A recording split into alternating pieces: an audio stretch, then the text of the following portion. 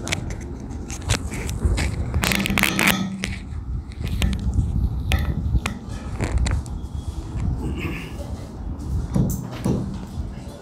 name be glorified. So thank God for this new day which God has given us to be together and to worship and glorify God's name.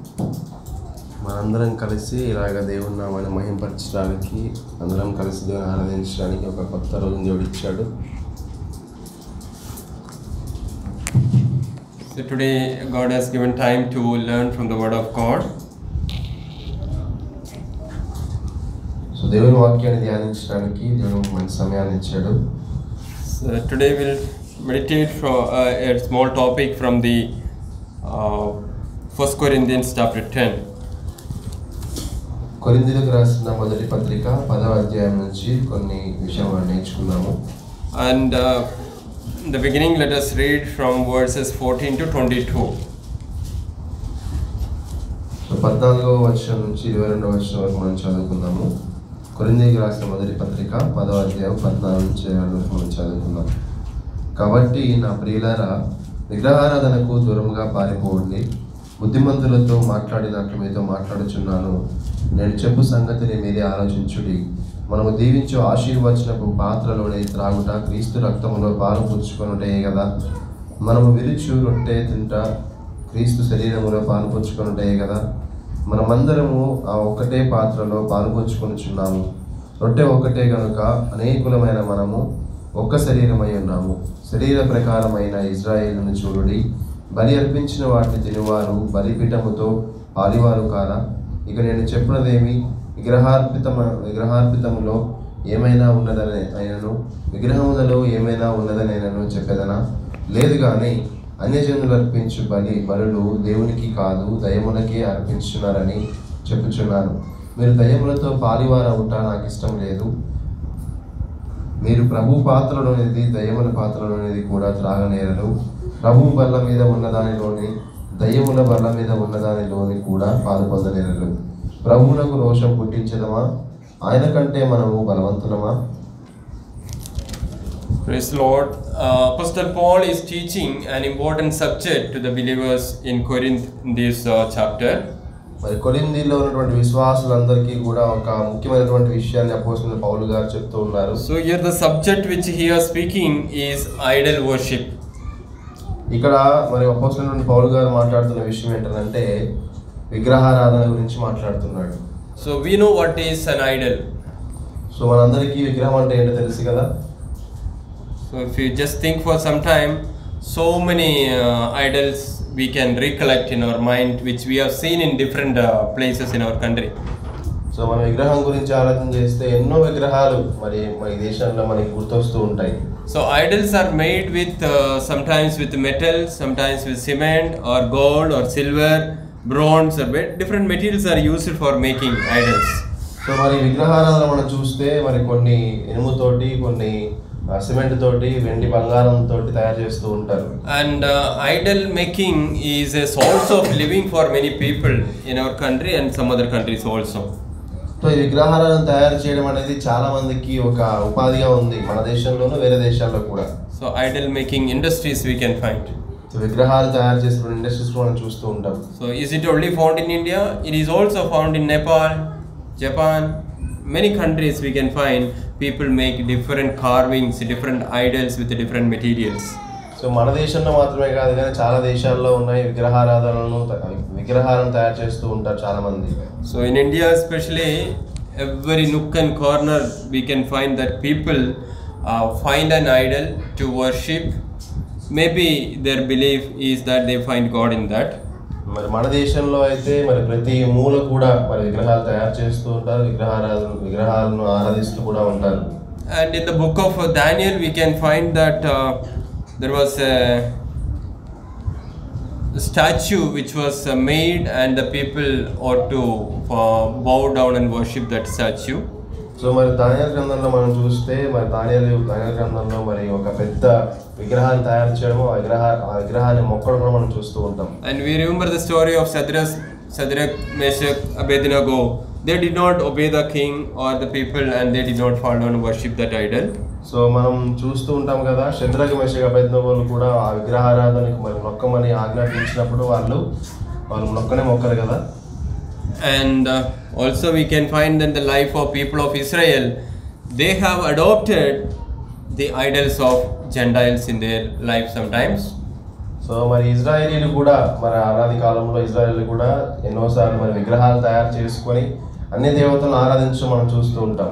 And here the Apostle Paul is giving a call to the believers, and he is addressing them in the verse number 14 like this: therefore my dear friends, flee from idolatry.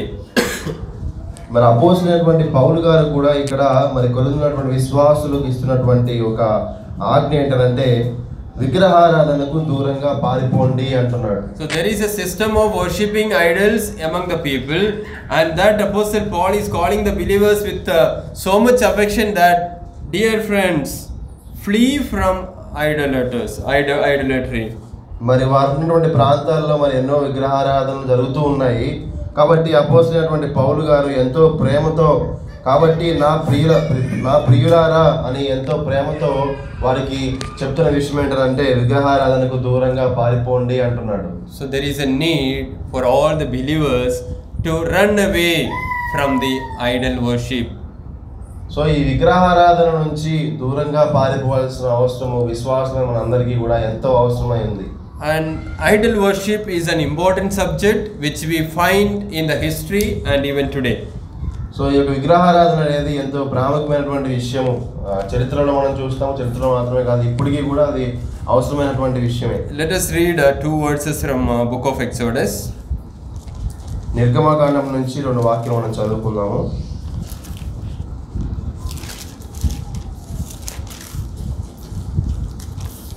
Exodus chapter 20 verses 2 to 5. నిర్గమకాండము 20వ అధ్యాయము 2వ వచనం నుంచి 5వ వచనం మనం చదువుకుందాం.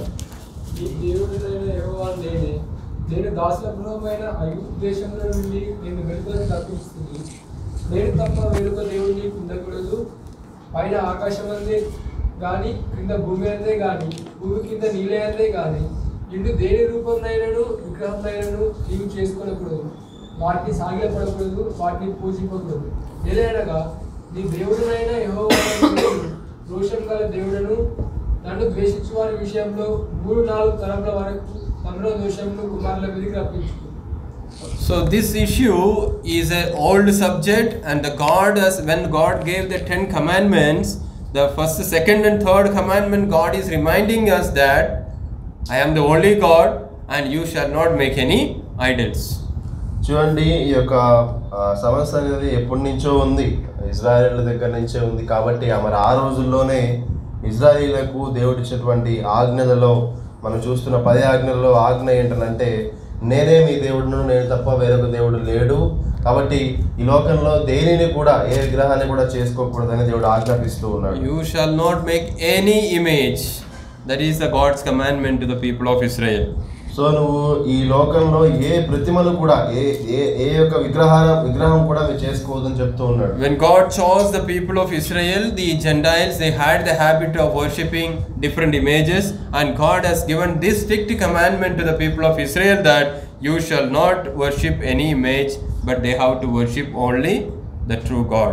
మరి ఇజ్రాయేలీయులను మరి పిలవక మునుపు మరి ఇజ్రాయేలీయులు అందరూ కూడా ఏం చేస్తూ ఉండేవాళ్ళంటే విగ్రహాలను తయారు చేస్తూ ఆ విగ్రహాలను ఆరాధిస్తూ ఉండేవాడు. కాబట్టి దేవుడు చాలా ఖండితంగా ఇచ్చినటువంటి ఆజ్ఞ ఏంటంటే నేనే మీ దేవుడు, నేను తప్ప వేరొక దేవుడు లేడు. కాబట్టి ఏ యొక్క విగ్రహాన్ని కూడా మీరు చేసుకోకూడదు అని ఆజ్ఞాపిస్తూ ఉన్నాడు. And for us, God has made us to worship the true God in the true way. So మనకి కూడా మరి దేవుడు ఇచ్చినటువంటి ఆజ్ఞ ఏంటి? సత్యమైనటువంటి దేవుణ్ణి సత్యముతో ఆరాధించాలని చెప్తూ ఉన్నాడు కదా. And if we do not worship the true God, that we will be guilty of disobeying God's commandment. So మరి నిజమైన దేవుడిని మనం ఆరాధించకపోతే మరి దేవుడు ఇచ్చినటువంటి ఆ యొక్క ఆజ్ఞను మనము దుర్వినియోగం చేసినట్లు అవుతుంది. And we have the God's commandment, do not worship idols, but we are to worship the true God. If we do not worship the true God in the true way, we will be guilty of disobedience. చూడండి, దేవుడు సత్యమైన దేవుని ఆరాధించాలని చెప్తూ ఉన్నాడు కదా. మరి సత్యమైన దేవుని ఆరాధించాలని చెప్తూ ఉన్నప్పుడు మరి ఆ దేవుని ఆరాధించకుండా మనం విగ్రహారాధన మనం చేస్తూ ఉన్నట్లయితే మరి మనం పాపం చేసిన వారం అవుతాం. And in John's Gospel, chapter 4, verse 23, we are reminded of while Jesus Christ was speaking to the Samaritan woman, Jesus says how to worship the Lord. Someone can read that verse, chapter 4, యోహాను 23. సువార్త 4:24 మనం చూస్తాము కదా. మరి సమరయ స్త్రీతో మరి నిజమైన దేవుని ఎలా ఆరాధించడం మనం చూస్తూ ఉంటాము కదా. చూడండి ఒకసారి యోహాను సువార్త 4:24 మనం చూసినట్లయితే, దేవుడు ఆత్మ గనుక ఆయనను ఆరాధించువారు ఆత్మ సత్యంతో ఆరాధింపవలెను అని మనం చూస్తున్నాం. So we have to worship the Lord in spirit and truth. So మనం దేవుణ్ణి ఆత్మతోను సత్యంతో మనం ఆరాధించాలి. So we are created or we are chosen to worship the Lord, and we have to worship the Lord in truth in spirit and truth.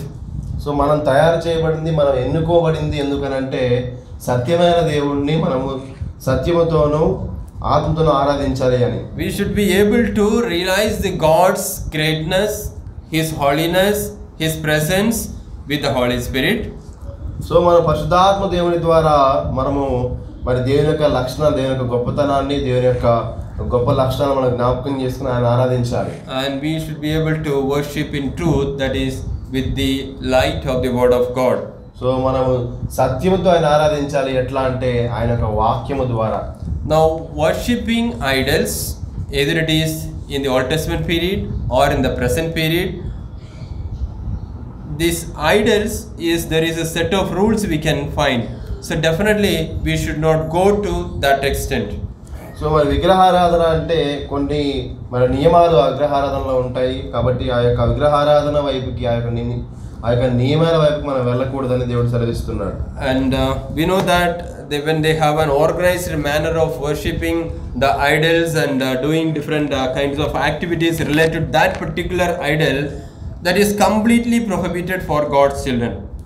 చూడండి, మరి ఒక్కొక్క విగ్రహారాధనకి ఒక్కొక్క నియమాలు ఉంటాయి. కానీ దేవుడు అయితే ఆ యొక్క నియమాలను చేయకూడదు అని విశ్వాసులకు చాలా ఖండితంగా చెప్తూ ఉన్నాడు. And here in this chapter, Apostle Paul is speaking to believers that he says a sentence that I speak to sensible people, just for yourself what I say.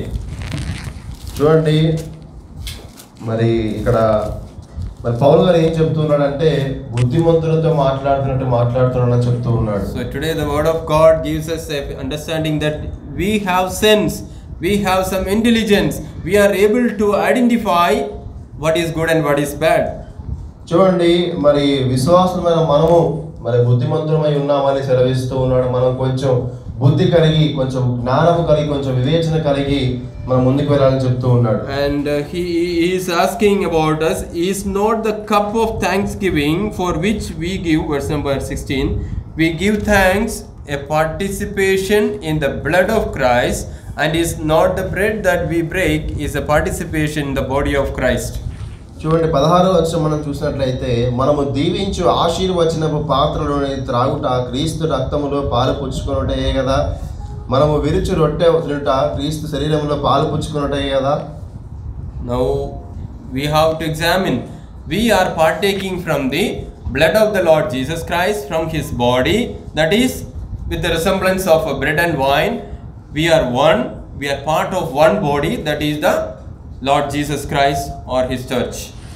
చూడండి, ఇక్కడ ఏం సెలవిస్తున్నాడు అంటే, మనము అందరము కూడా ఒక్క శరీరములో, అనగా రొట్టెలో మనం పాల్గొని తీసుకుంటున్నప్పుడు ఒక్క శరీరంలో మనం అందరం కూడా ఏకమై ఉన్నాము.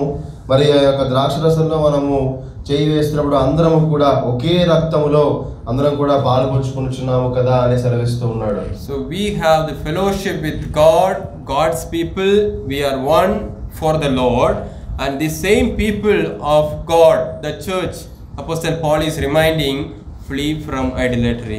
చూడండి, మనం అందరము కూడా దేవుడితో సహవాసం కలిగి ఉన్నాము, అట్లాగే ఒకరితో ఒకరి సహవాసం కలిగి ఉన్నాము. అలా చెప్తూ ఏమంటున్నాడంటే, మనం అందరం కూడా మరి దేవుడితో సహవాసం కలిగి ఉంటున్నాము కాబట్టి విగ్రహారాధనకు దూరంగా పారిపోండి అని సెలవిస్తున్నాడు.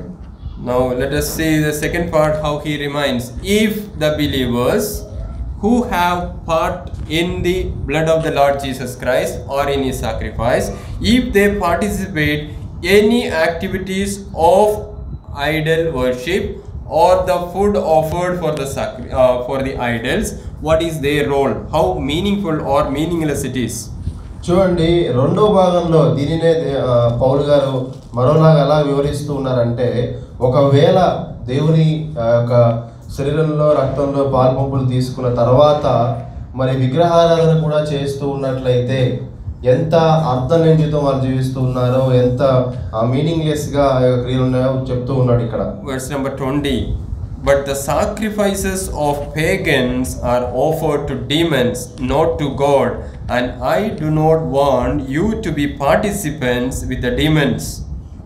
చూడండి, 19th verse మనం చూసినట్లయితే, విగ్రహార్పితములో ఏమైనా ఉన్నదని విగ్రహములలో ఏమైనా ఉన్నదని నేను చెప్పేదనా? లేదు, కానీ అన్యజనులు అర్పించు బలులు దేవునికి కాదు, దయ్యములకే అర్పించుచున్నారని చెప్పుచున్నాను. మీరు దయ్యములతో పాలివారవటం నాకు ఇష్టం లేదు. So very clearly Apostle Paul says that the believers have no right to participate along with the food or sacrifices offered for the idols. Though idol has no life, no meaning, nothing, but still you have no role, no right to participate in that activities.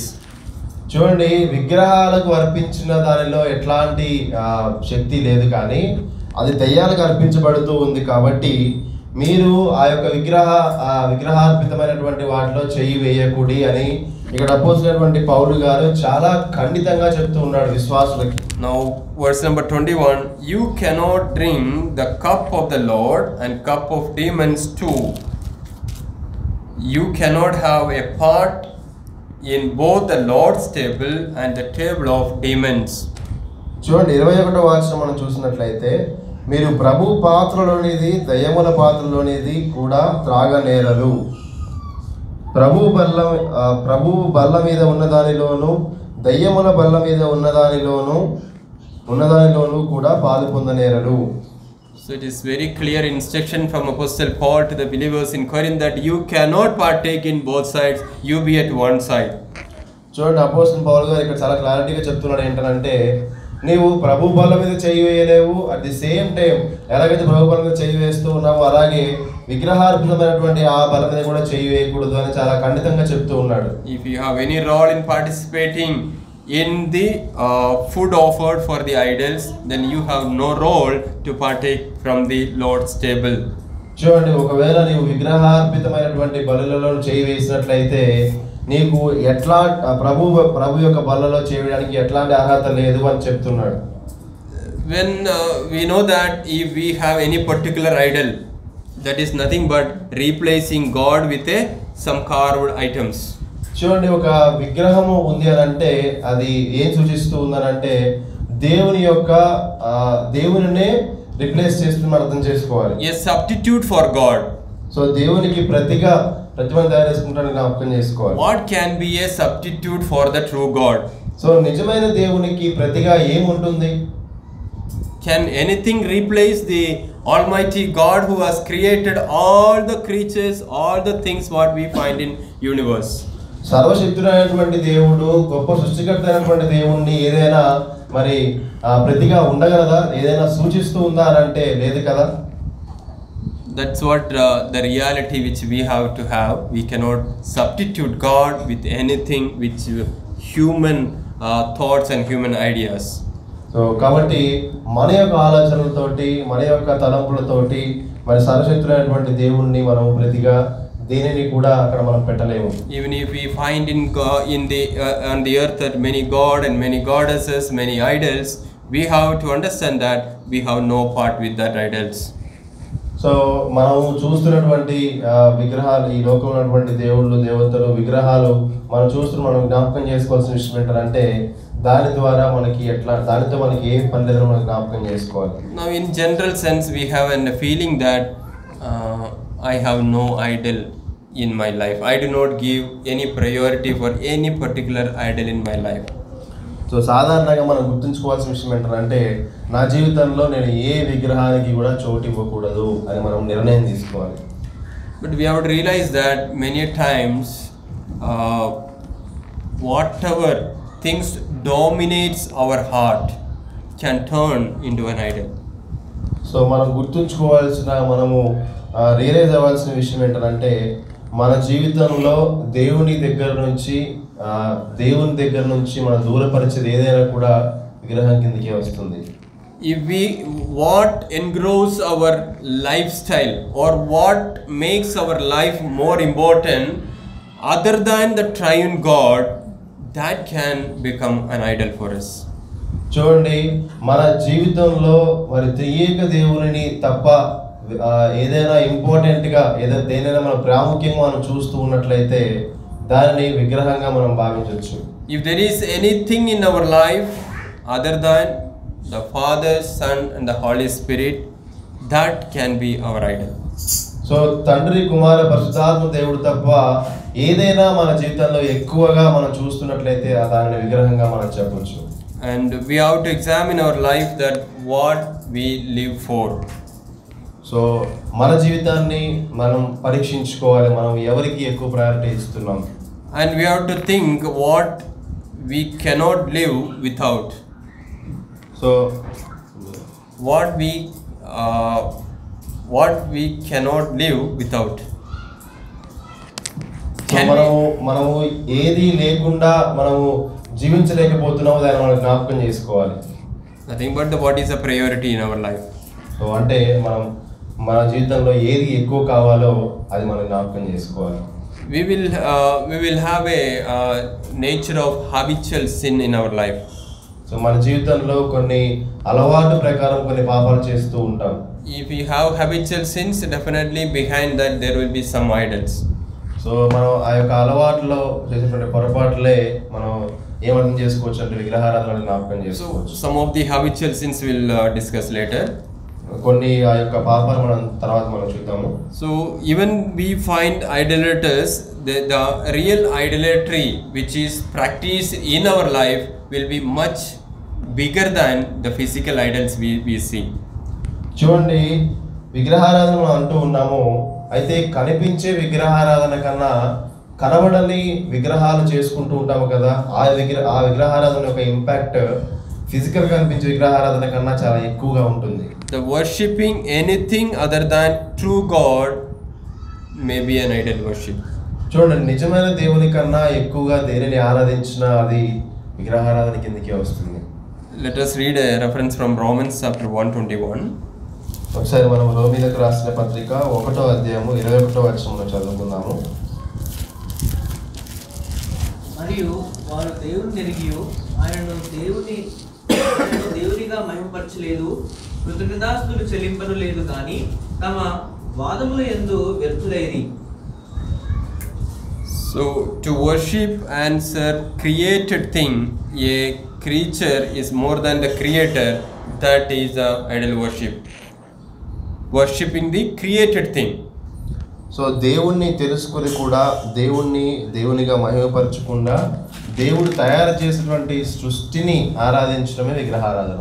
So anything which is more important than God will become an idol worship. చూడండి, దేవుణ్ణి తప్ప వేరొక దానిని ఏదైనా ఆరాధించినప్పుడు దాన్ని విగ్రహారాధన అంటూ ఉంటాం. And in Ephesians 3:3, Apostle Paul is emphasizing the other type of idol worship. Ephesians chapter 3 verse 3. ఎఫెసీ పత్రిక 3వ అధ్యాయం 3వ వాక్యంలో మరి విగ్రహారాధన గురించి మరొక డెఫినేషన్ మనం చూస్తాము. ఎఫెసీ 3:3 మనం చూసినట్లయితే, ఈ మర్మం ఇప్పుడు ఎట్లనగా క్రీస్తు మర్మము దేవదర్శనము వలన నాకు తెలియపరచబడినను సంగతిని గురించి మునుపు సంక్షేపముగా రాసి తిని.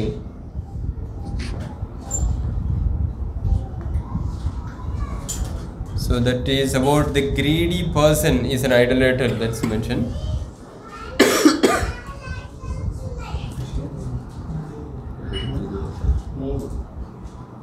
It's not 3:3. No, the greed of money is another way of idol worship.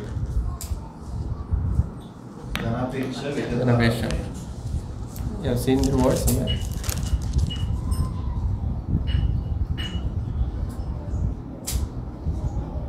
Okay, let's go. చూడండి, ధనాపేక్ష కూడా విగ్రహారాధన అని చెప్తూ ఉంది.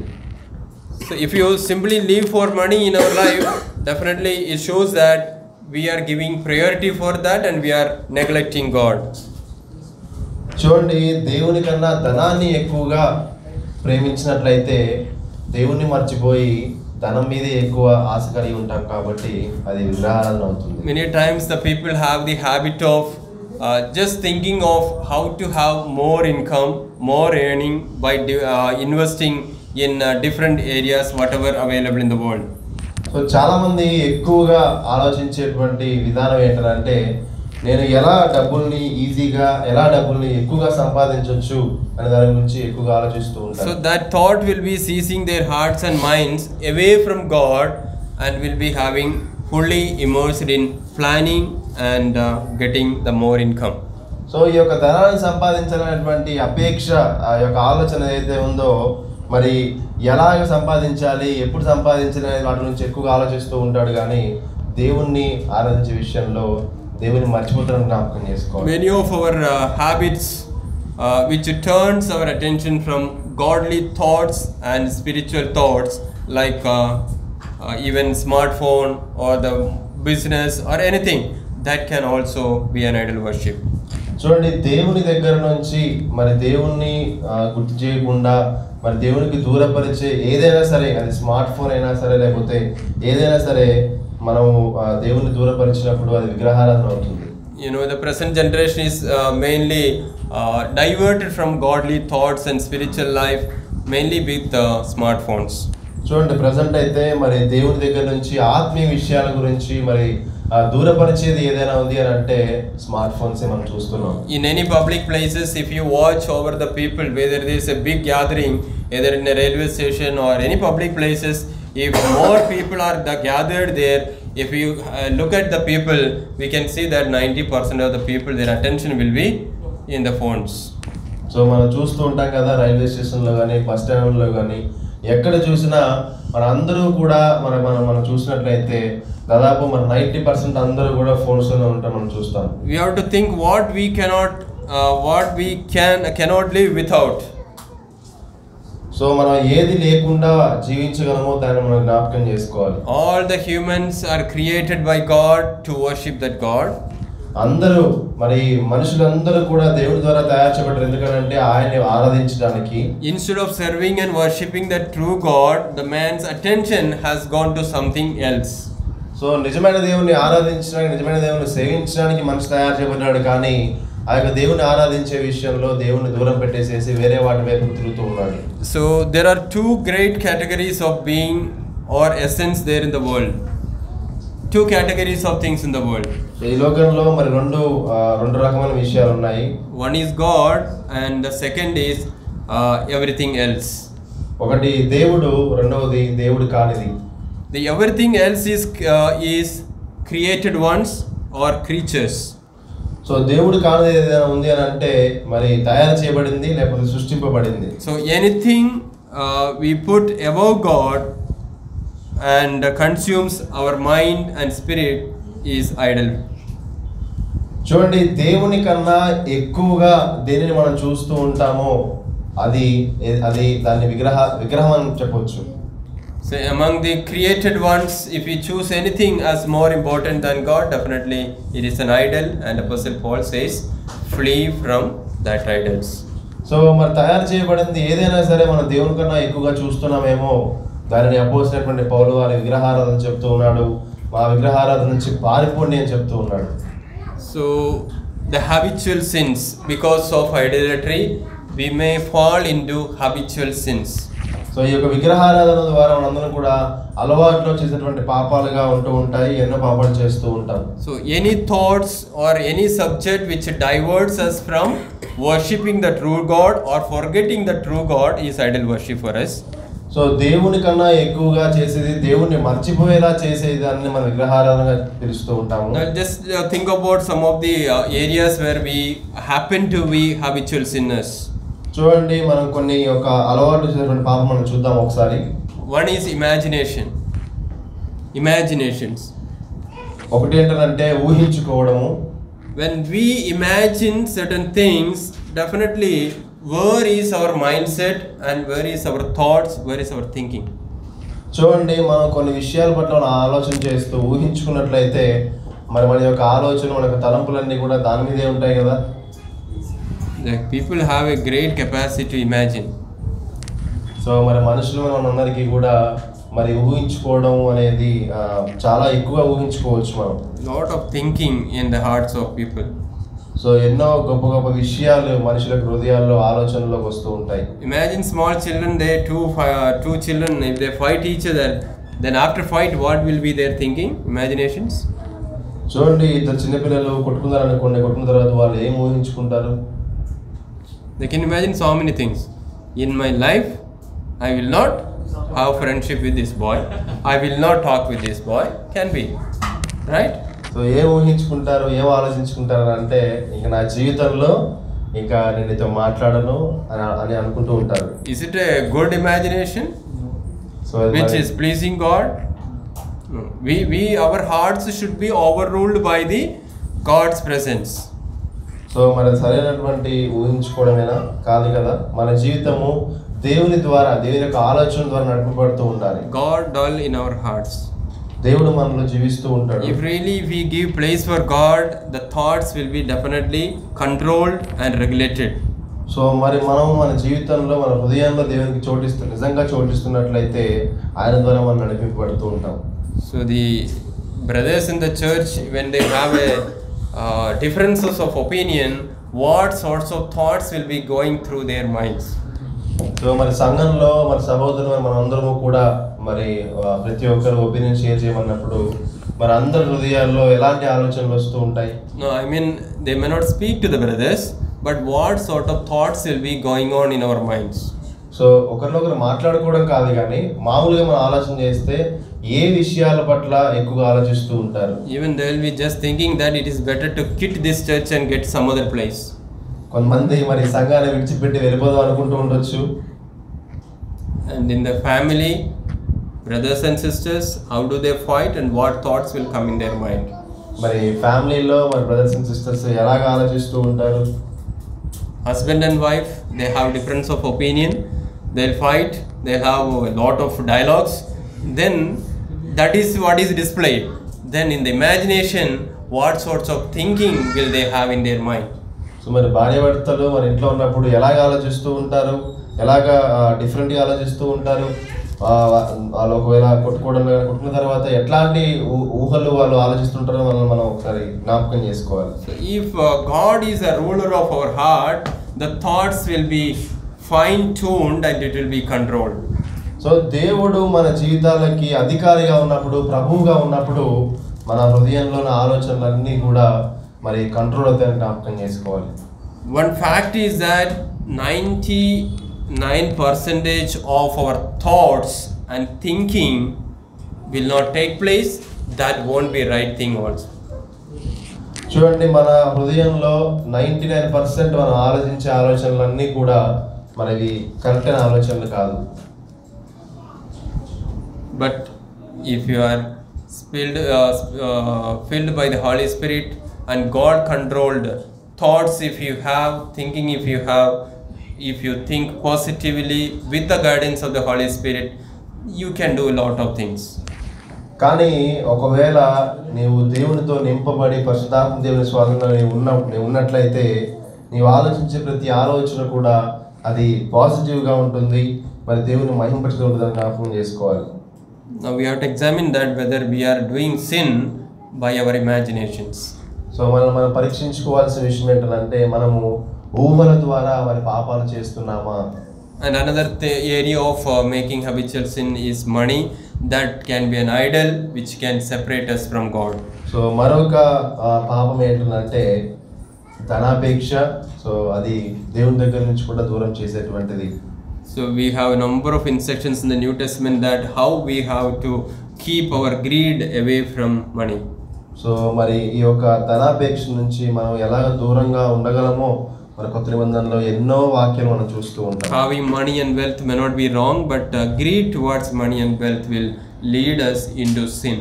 సో డబ్బులు ఉండడము, ధనం ఉండడం అనేది పాపము కాదు, కానీ ధనాన్ని ఎక్కువగా ధనాపేక్ష కలిగి ఉండడం అనేది పాపం అని మనం జ్ఞాపకం As a చేసుకోవాలి. believers, we may say that I don't have that much greed for money, but we have to think that what the way we commit sin with the wealth and money. So విశ్వాసులంగా మనము మరి నాకు డబ్బు మీద ఎట్లాంటి ఆశ లేదు అని చెప్తూ ఉండొచ్చు, కానీ మనం సొంతంగా పరీక్షించుకోవాల్సిన విషయం ఏంటంటే మనం ఎట్లాగా ఆ ధనాన్ని దాని పట్ల అపేక్షిస్తున్నాము, ధనాపేక్ష పైన ఎట్లా మనం మోజు చూపిస్తున్నాము మనం పరీక్షించుకోవాలి. Tax evasion may be a greed towards money. So tax మనం పే చేయకుండా ఉండడం అనేది కూడా ధనాపేక్ష కిందకే వస్తుంది. Everybody is making different sort of accounting and settings, and they can get the options for escaping from the tax payment. People may think that that is also right method. So చాలా మంది మరి tax ని pay చేయకుండా మరి ఎన్నో రకాలుగా మరి బడ్జెట్లు వేస్తూ ఉంటారు. సో ట్యాక్స్ పే చేయకుండా ఉండడం అనేది కూడా ధనాపేక్ష కిందకే వస్తుంది. Keeping up the record, sometimes what happened, if you instead of writing in the right manner, if you make slight changes, you will save lot of income, lot of money. You may get scholarship, you may get free in different places. Recently we went to Hyderabad and we went for consultation, and in that hospital, if you are 50 plus, your consultation fees is free. So మరి చాలా విషయాల్లో మరి మనం accounts వేస్తున్నప్పుడు మరి చాలా సార్లు మరి ఎంత సేవ్ చేసుకోవచ్చు మనం ఆలోచన చేస్తూ ఉంటాము. రీసెంట్గా మరి బ్రదర్ వాళ్ళు కూడా హాస్పిటల్కి వెళ్ళినప్పుడు మరి 50 years కంటే ఎక్కువ ఉంటే కన్సల్టెన్సీ ఫీజు ఫ్రీ అని చెప్పారు అనమాట. And I wrote for me and for sister also, we have taken both, but we have seen this difference only after writing the age and address and details. After that only we come to know that if it is 50 plus, free. మరి brother మరి అలాగే మేడంకి ఇద్దరికి కూడా consultancy తీసుకున్నారు. మరి తీసుకున్న తర్వాత వాళ్ళు తెలుసుకున్న విషయం ఏంటంటే 50 years కంటే ఎక్కువ ఉంటే కన్సల్టెన్సీ ఫ్రీ అని వాళ్ళు చూసారనమాట. So if you know it before writing it, what I can do, I can manipulate. So మరి ముందే తెలుసుంటే మరి బ్రదర్ వాళ్ళు ఏం చేసేవాళ్ళు, But చేయొచ్చు కదా. for us there was no need of manipulation. I got free, sister got paid for it. So మన బ్రదర్కి అయితే మరి ఫ్రీనే, ఎందుకంటే బ్రదర్ ఆల్రెడీ 50 plus కదా. Recordically is not 50 plus, but truth is 50 plus. Anyway, what we understand is, for the sake of saving, for the sake of manipulating, the truth may be hide sometimes, and we may manage and greed for money. So మరి మన అనుదిన జీవితంలో ఎన్నోసార్లు ఇలా manifest చేయమని try చేస్తూ ఉంటాము. So అది కూడా మరి ధనం పట్ల అపేక్షించడమే. Is it suitable for the believers who are participating from the Lord's table and saying that we are the children of God, we are filled with the Holy Spirit? So మరి ఇట్లాంటి కార్యాలు చేస్తూ మరి విశ్వాసమైనటువంటి మనము మరి ప్రభు బలిలో చేయి వేస్తూ ఉన్నాను, సంఘానికి వెళ్తున్నాను, విశ్వాసిని చెప్పడము మరి సమమేనా? And the other areas maybe which we may commit sin, what I feel as believers, disappointments. So ఇంకొక అంశం ఏంటంటే పాపంలో మనల్ని కొనసాగించేది ఏంటంటే మరి Disappointment, నిరాశ కలిగి ఉండడం. So maybe when we lose certain things, we are so much upset. No, that is one nature which we have in our life. So మనం ఏదైనా కోల్పోతే మాత్రము చాలా మనము దుఃఖపడుతూ చాలా మనం నిరాశ కలిగి ఉంటాం. If we don't reach the target, we may be disappointed. So మనం అనుకునేది మనం రీచ్ అవ్వకపోతే మనం ఎంతో నిరాశ చెందుతాం. I want a medicine seat, I did not get. I want an engineering seat, I did not get. I want to get a government job, I did not get. People may be thinking about it and talking about it in all through their life. మరి చాలా మంది మరి medical seat రాలేదని వాళ్ళు చాలా నిరాశ చెందుతూ ఉంటారు, బీటీలో సీట్ రాలేదని వారు నిరాశ చెందుతూ ఉంటారు, అట్లాగే గవర్నమెంట్ జాబ్ రాలేదని నిరాశ చెందుతూ ఉంటారు. సో ప్రతి విషయంలో కూడా చాలాసార్లు మనం నిరాశ చెందుతూనే ఉంటాం. Just think about everyone at a different level. Children will have their own disappointments, youth will have their own disappointments, married people will have their own disappointments because their dreams might have been something different, and if it was not happened, definitely disappointments, and they will be talking it out when they get an occasion. So చూడండి మరి ప్రతి ఒక్క age వాళ్ళకు కూడా వారి వారి బాధలు నిరాశలు ఉంటాయి. చిన్నపిల్లలకి వారి ఉన్న ఆలోచనలు వేరే ఉంటాయి, మరి యవనస్తులకు వారి యొక్క ఆలోచనలు వేరే ఉంటాయి, వారి యొక్క టార్గెట్స్ వేరే ఉంటాయి. రీచ్ అవ్వకపోతే వారు నిరాశ చెందుతూ ఉంటారు. మరి మ్యారేజ్ అవ్వాల్సిన వారు కూడా మరి ఎన్నో ఎక్స్పెక్టేషన్స్ ఉంటాయి, వారు కూడా నిరాశ చెందుతూ ఉంటారు. మరి తర్వాత ప్రతి ఒక్కరు కూడా ఇలాగా టార్గెట్ పెట్టుకొని నిరాశ చెందుతూ ఉంటారు. So definitely spiritual people, they no need of disappointments, but they believe that God has given me the best what he planned for me. So విశ్వాసమైనటువంటి మనము మరి ఎట్లాంటి నిరాశ చెందాల్సిన అవసరం లేదు. ఎందుకనంటే నా దేవుడు నా కోసం ది బెస్ట్ ఇస్తారనే విశ్వాసం కలిగి ఉంటారు కాబట్టి. And other area where the fourth area where we commit habitual sin, I'm talking about believers, is our strong emotions. So చూడండి, మరి ఇంకొక అలవాటులో చేసేటువంటి ఒక తప్పులు ఏంటంటే మరి భావోద్వేగాలకు గురవడం.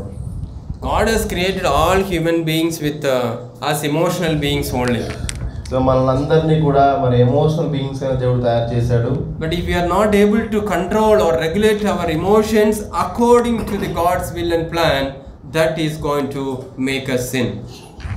కానీ మనకి ఎమోషన్స్ ని మనం కంట్రోల్ చేసుకోకుండా ఉన్నట్లయితే మాత్రం ఖచ్చితంగా పాపం చేయడానికి అవకాశం ఉంటుంది So అన్నమాట. strong emotions at some point of time that lead us into sin.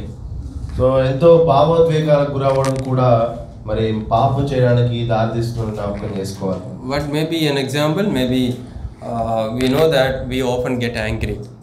So మరి ఎగ్జాంపుల్ ఏంటంటే, ఉదాహరణ ఏంటంటే మరి మనం అందరికీ సాధారణంగా వస్తున్నటువంటి కోపమే. So how much anger we can have? We can anger, but how much? What extent? So మరి మనం ఎంతగా కోపడాలి కానీ అది కొంతవరకు మాత్రమే.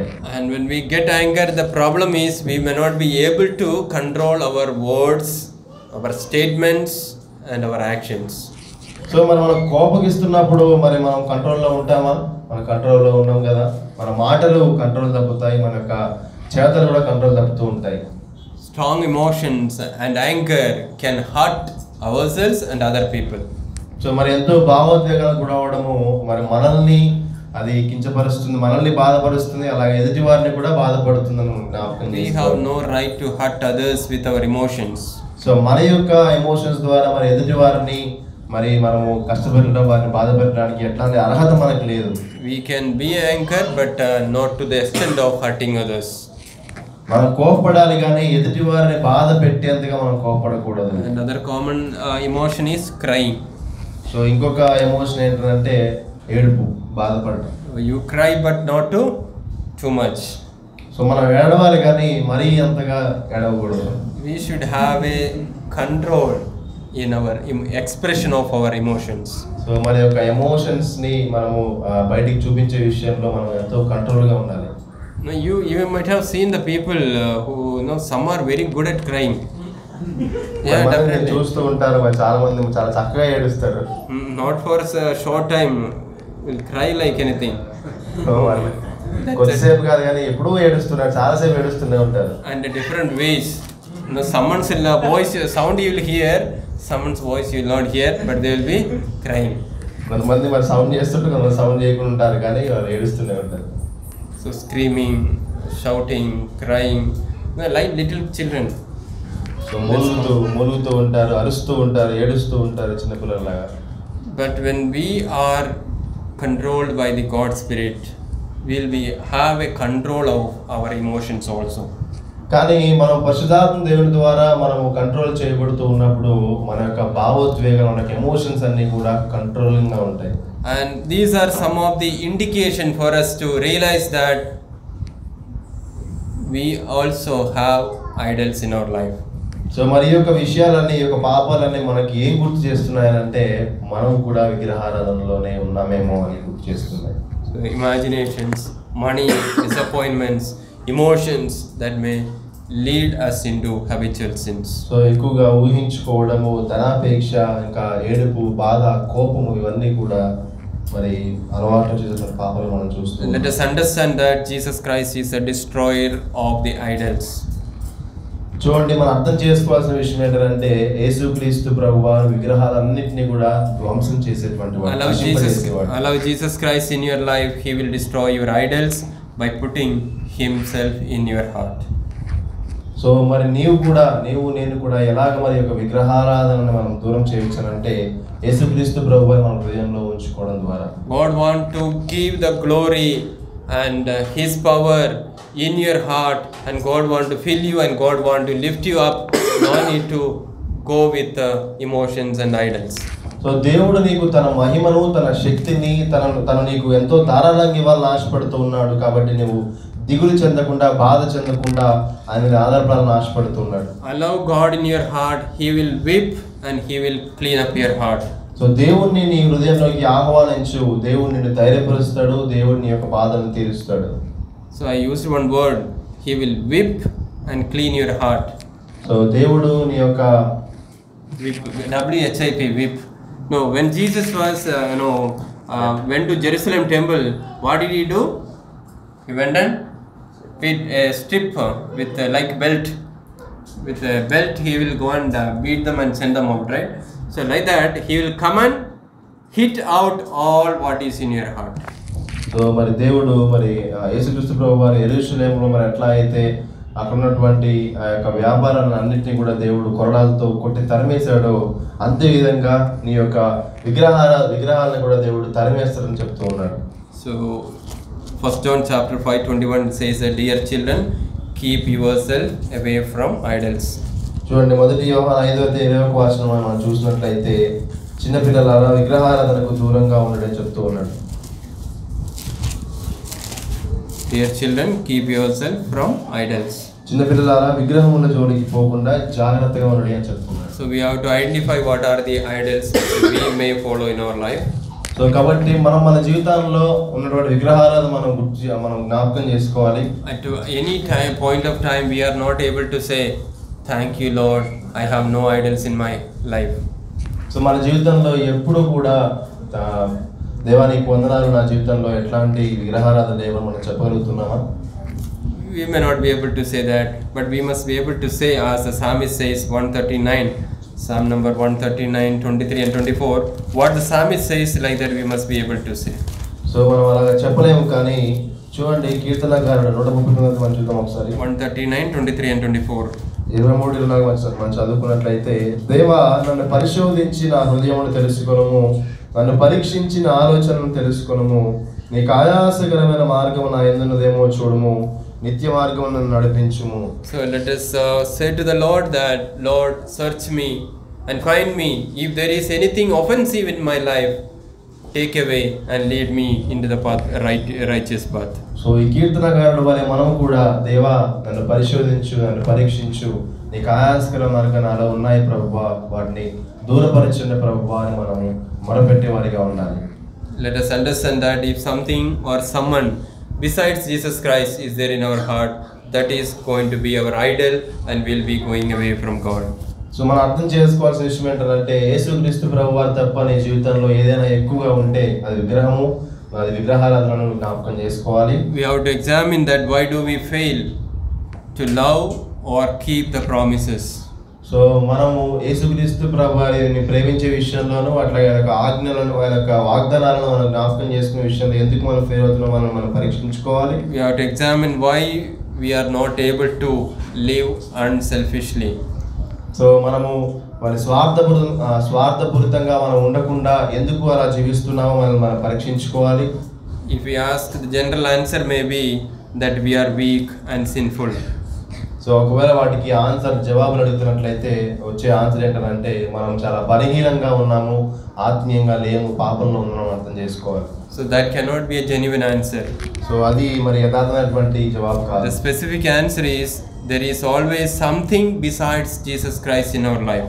సో జవాబు ఏంటంటే, ఎప్పుడు కూడా యేసుక్రీస్తు ప్రభువారు కాకుండా మరి వేరొకరిని మనం ముందు పెట్టుకుంటూ ఉన్నాం. If anything more important than godly things in our life, definitely we will not be able to love the Lord. We will not be able to lead an unselfish life. So మరి దేవుని కాకుండా, యేసుక్రీస్తు ప్రభువారు కాకుండా మరి దేన్నైనా మన జీవితం మనం ముందు పెట్టుకున్నట్లయితే మన దేవుణ్ణి ఎక్కువగా ప్రేమించలేము, దేవుని యొక్క విషయాల పట్ల కూడా ఎక్కువ ఇంట్రెస్ట్ చూపించలేము. Let us look into Romans chapter 7. రోమీయులకు రాసిన పత్రిక 7వ అధ్యాయము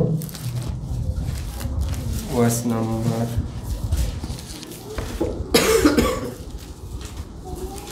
7:25. మన ప్రభువైన యేసుక్రీస్తు ద్వారా దేవునికి కృతజ్ఞతాస్తుతులు చెల్లించున్నాను. కాగా మనసు విషయంలో నేను దైవ నియమమునకును శరీర విషయంలో పాప నియమమునకును దాసుడనై ఉన్నాను. So in English Bible it is thanks to be God who delivers me through Jesus Christ our Lord. Apostle Paul, when he writes this epistle of Romans, he might have been very old person, white-haired person, white beard, very old person, very spiritual person. What he says about himself, we can see the before words, verse number 21 onwards. కాబట్టి మేలు చేయగోరు నాకు కీడు చేయట కలుగుచున్నదను ఒక నియమము నాకు కనబడుచున్నది. Read that verse.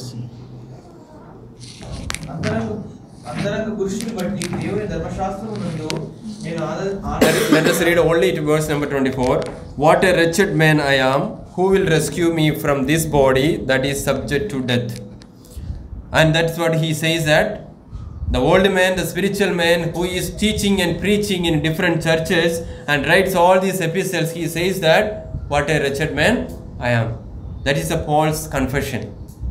చూడండి, మరి అపోస్తలుడైన పౌలు గారు ఎన్నో సంఘాలను స్థాపించిన వ్యక్తి, ఎన్నో సంఘాలు వాక్యం పోసిన వ్యక్తి, తాను చెప్పిన విషయం ఏంటంటే, నేను పాప నియమమునకు నన్ను చెరపట్టి లోబర్చుకొనుచును అని చెప్తూ ఉన్నాడు. So he says that God delivers me, Lord Jesus Christ delivers me from all the sins of this world. చూడండి, మరి దేవుడు నన్ను ఈ యొక్క పాపాలన్నింటినీ కూడా విమోచించాడు అని చెప్తూ ఉన్నాడు. So when we understand that we have no part with the physical idols in the world. So మనం అర్థం చేసుకోవాల్సిన విషయం ఏంటంటే, ఈ యొక్క జీవితంలో మరి ఎట్లాంటి విగ్రహాలకు మనం చోటు ఇవ్వకూడదు. We have no role to participate in any sort of idol worship or related idol things. So మరి విగ్రహాలకు సంబంధించినటువంటి ఏ యొక్క విషయంలో మనం పాపములు తీసుకోకూడదు. And also we have to understand that we should not have anything more valuable than the Lord Jesus Christ in our life. So మనం అర్థం చేసుకోవాల్సిన ఇంకొక విషయం ఏంటంటే, యేసుక్రీస్తు ప్రభువారికి మించినటువంటిది ఏది ఇక్కడ మన జీవితంలో ఉండడానికి వీలు లేదు. Let us examine, is there anything, any person, any character, any things in our life more than valuable than the Lord Jesus Christ? So మరి మన జీవితంలో ఎవరైనా యేసుక్రీస్తు ప్రభువారి కన్నా ఎక్కువగా ఉన్నారా, లేదా ఏదైనా యొక్క వస్తువైనా యేసుక్రీస్తు ప్రభువారి కంటే మనం ఎక్కువగా మనం ప్రేమిస్తూ ఉన్నామా, మనం పరీక్షించుకోవాలి. Many times we fail in our spiritual life. ఎన్నోసార్లు మనం ఆత్మీయ జీవితంలో మనం ఫెయిల్ అవుతూ ఉంటాము. But we have the solution, as Apostle Paul says, thanks to be God for the Lord Jesus Christ. So మరి పౌలు గారి వలె మనము దేవునికి వందనాలు నన్ను విడిపించినందుకు మనం చెప్పేవారంగా ఉండాలి. Let us take time to talk to the Lord and give him place in our heart. So మరి దేవునితో సమయం గడపడానికి, దేవునికి మన హృదయంలో చూడడానికి మనం ప్రయత్నిద్దాం. May God bless us. దేవుడు మనల్ని అందరినీ దీవించును గాక. ఆమేన్.